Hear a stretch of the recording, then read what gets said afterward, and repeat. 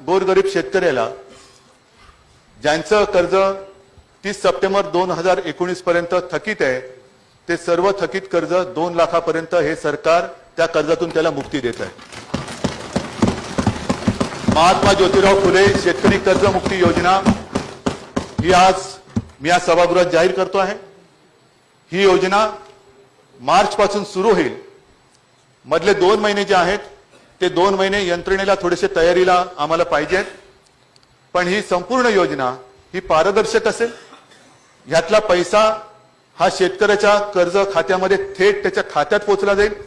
मध्ये कुठेही त्याला अटीतटी शर्तीचा अडथळा येणार नाही आणि जास्तीत जास्त शेतकऱ्यांना कर्जमुक्त करण्याचा आमचा मनोदय आहे।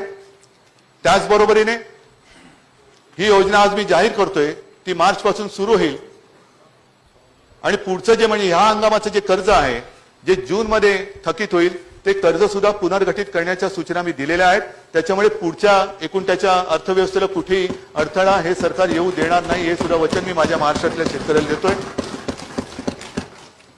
राहतो प्रश्न जे शेतकरी नियमितपणाने कर्ज परतफेड करतायत त्यांच्यासाठी सुद्धा एक चांगली योजना येत्या 8-15 दिवसांमध्ये आम्ही तयार करतो आहोत आणि ती सुद्धा योजना नीट तयार झाल्यानंतर जनतेसमोर आम्ही आणू।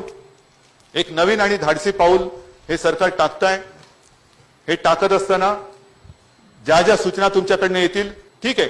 मगाशी देवेंद्रजी मी तुम्हाला काल परवाकडे जे माझ्या भाषणातनं उत्तरातनं मी म्हटलं की एखादा शब्द इकडे आपल्याला लागला असेल तर माफ करा, कारण ही माझी संस्कृती ही अशी आहे, संस्कार हे असे आहेत।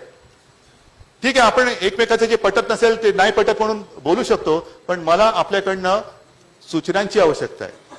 जिथे चुकत असू जरूर आमच्या चुका दाखवा, पण जर का कुठे अडत असू तर मी म्हणेन जर मी तुमच्याकडे मदतीचा हात पुढे केला तर तोही तुमच्याकडनं मला मिळाला पाहिजे।